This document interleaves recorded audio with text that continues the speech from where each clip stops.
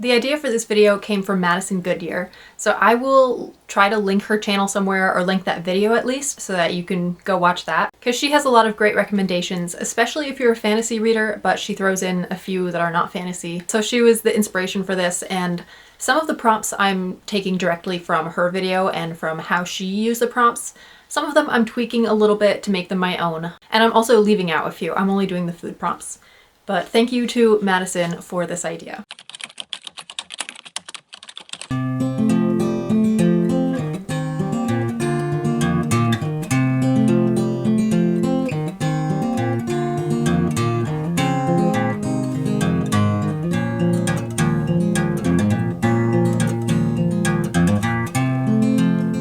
At the time of filming this, it is not Thanksgiving yet, but by the time this gets uploaded, Thanksgiving should have been yesterday for y'all. So happy Thanksgiving. I hope that y'all had a great time with family, and it was a good time to like reflect on what we're thankful for and what's going on in your life.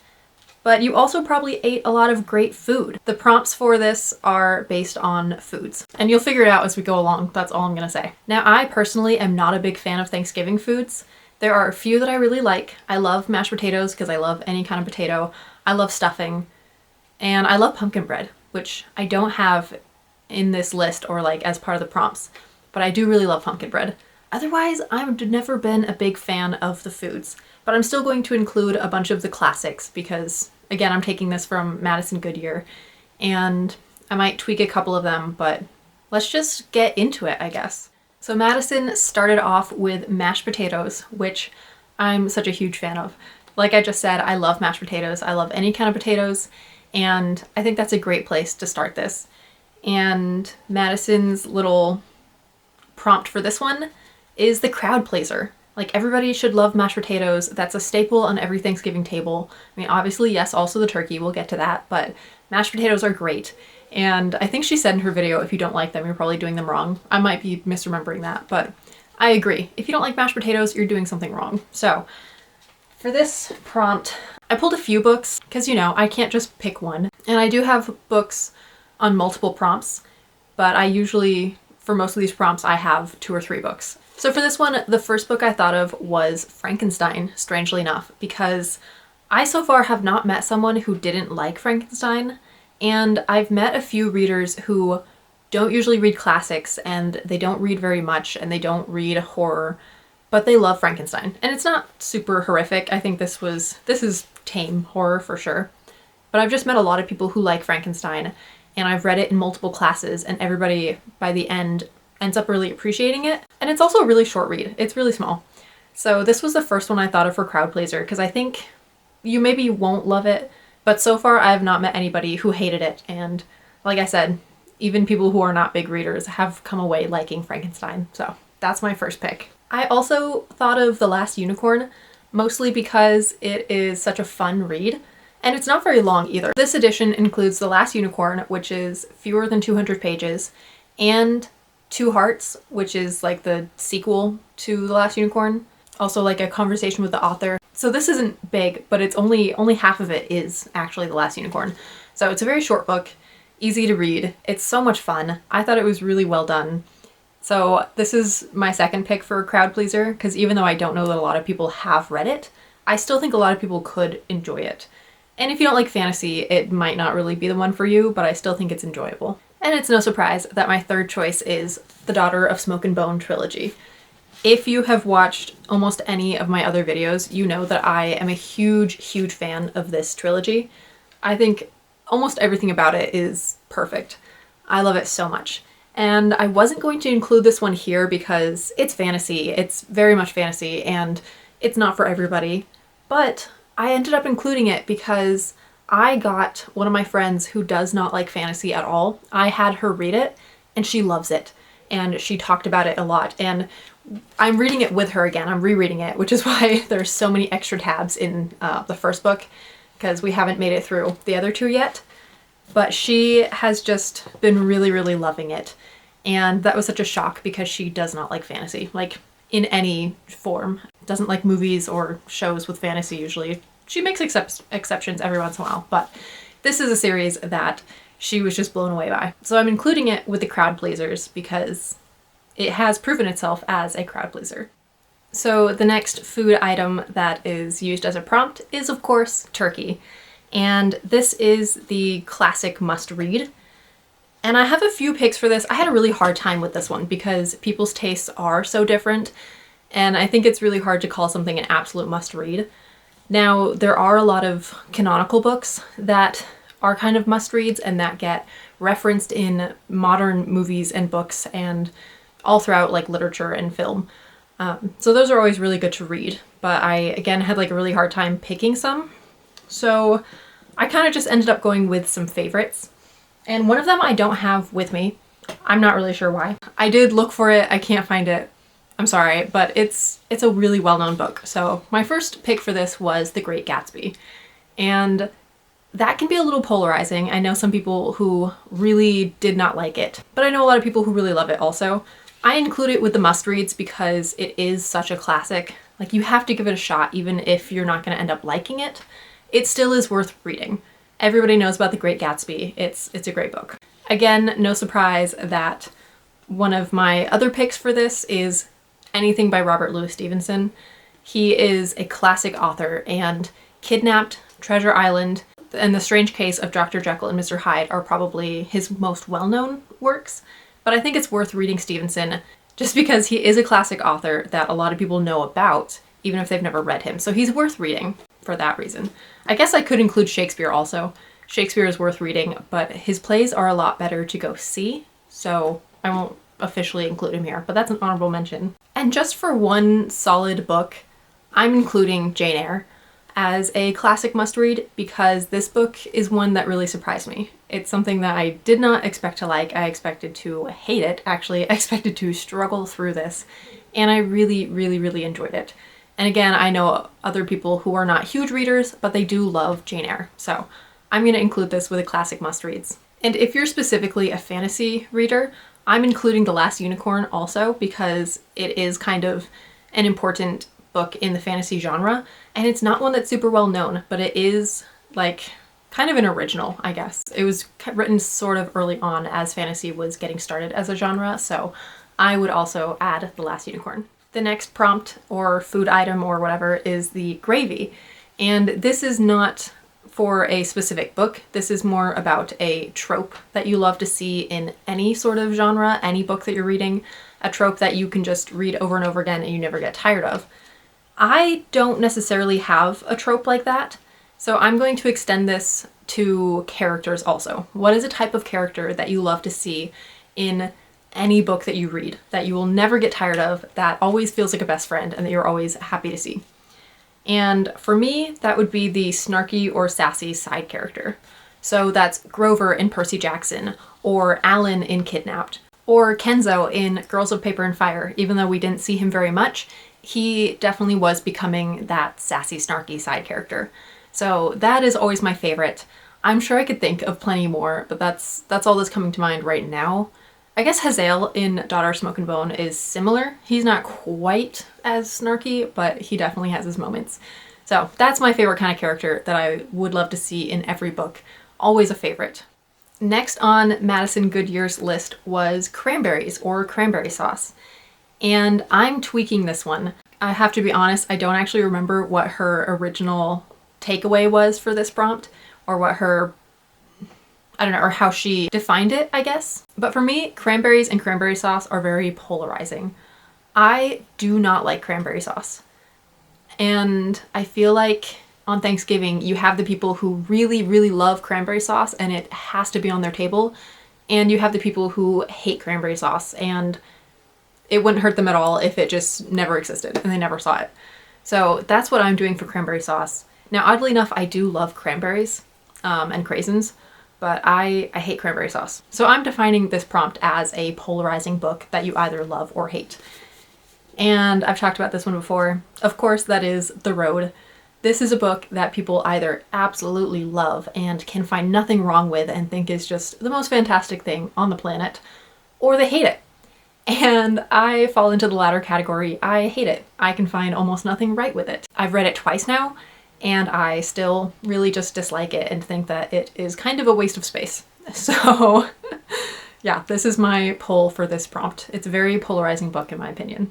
The next food item that Madison Goodyear talks about and uses is casseroles, like green bean casserole or, well, specifically green bean casserole for her, but I also think of corn casserole, I guess it is, or cream of corn casserole or creamy corn casserole, whatever it is. Now, this is one where I'm going to stick with her definition for this prompt, but I also disagree with her takeaway, I guess. Because in her opinion, green bean casserole is one of those casseroles that just looks gross and has all these weird things thrown into it, and yet it still tastes really, really good.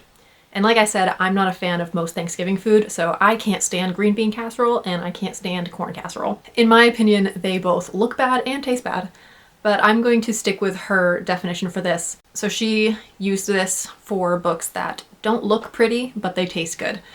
And I had a hard time really pulling books for that because a lot of the books that I think I own that don't look pretty are just old books, or they're like Penguin Classics, so they're a little bit boring, or they're just cloth bound or something.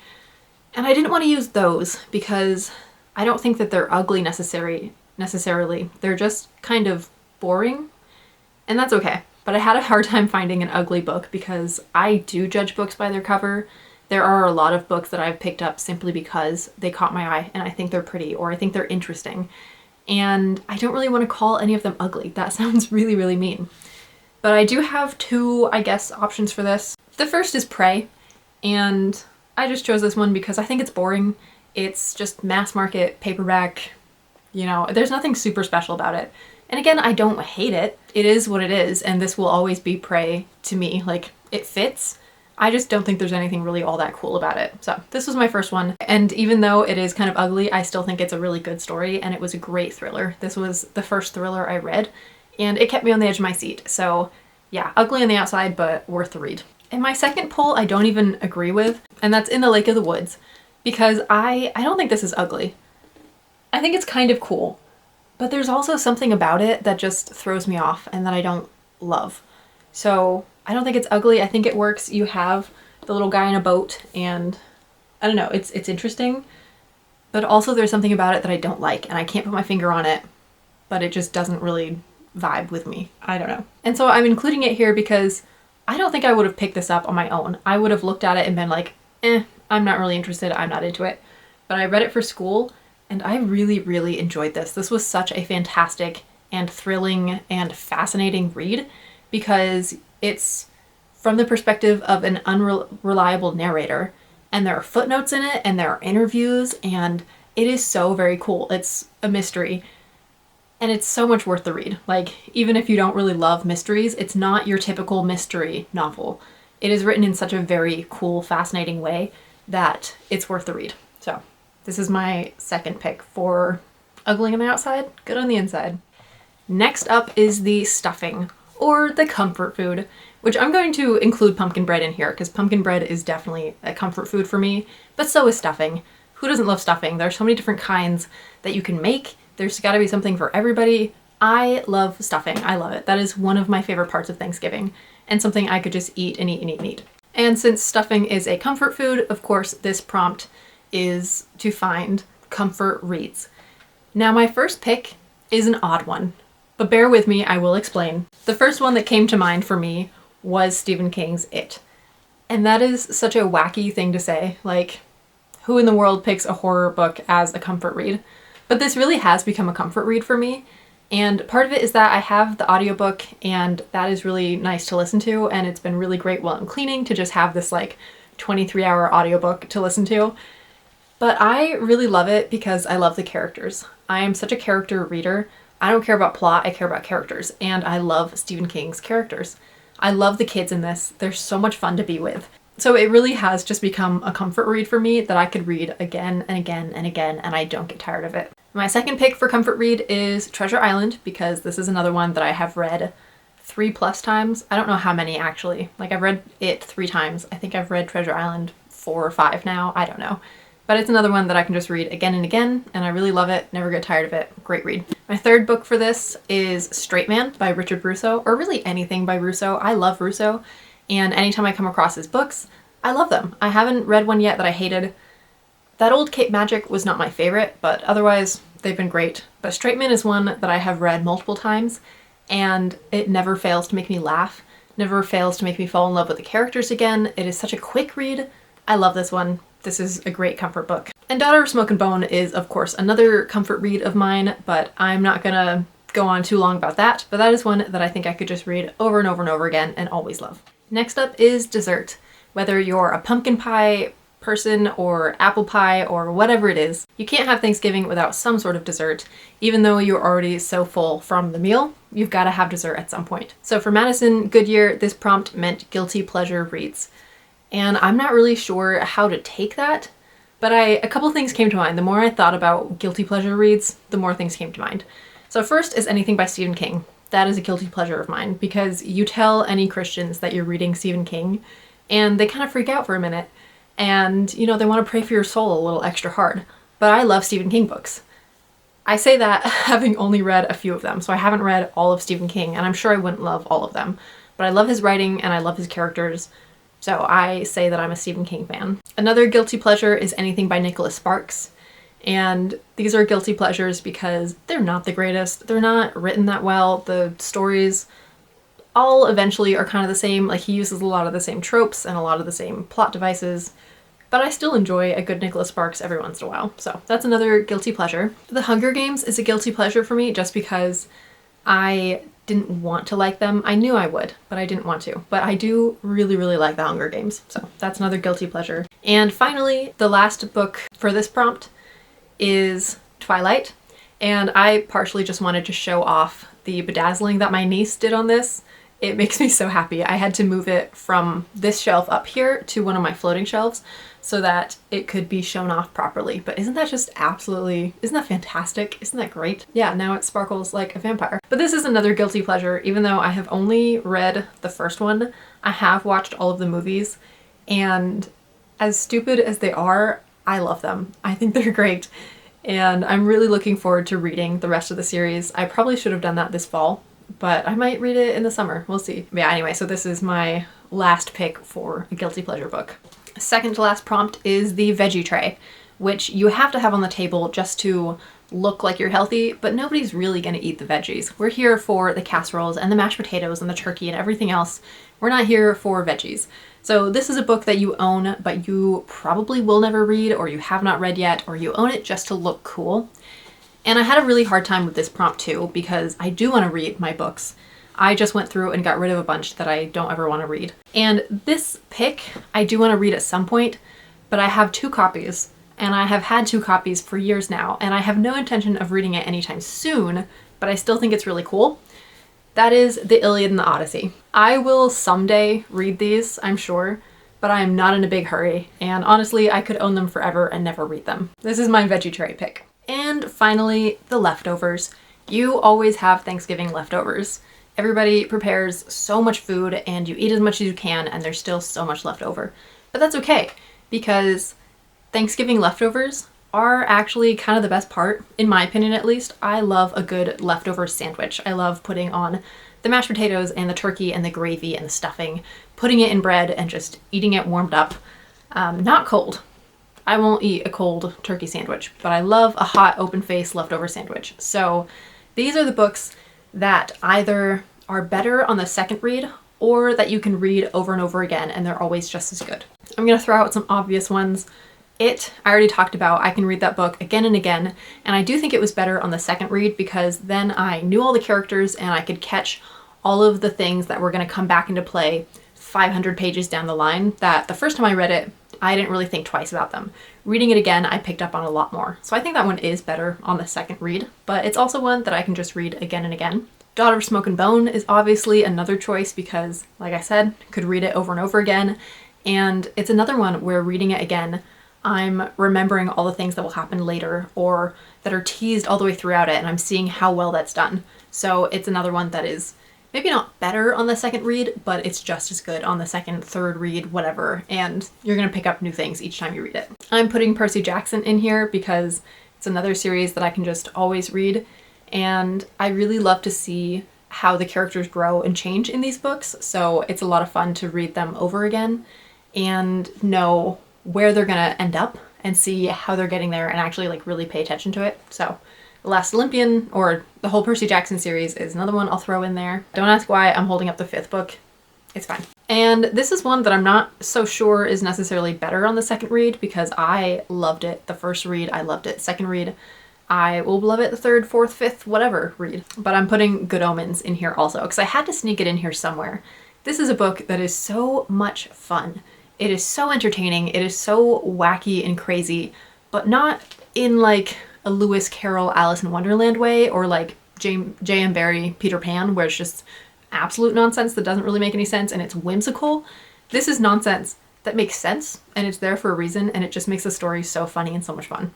So this is one that I will throw in with my leftovers because I could read it again and again, and I think it is fun to read it a second, third time. Yeah, you're gonna pick up new things and see connections that you didn't notice the first time. So that's another one for this prompt. In Madison Goodyear's video, she had a few more prompts that she went through, but I'm gonna call it here. I just wanted to do the food. So those are my picks for all of the food.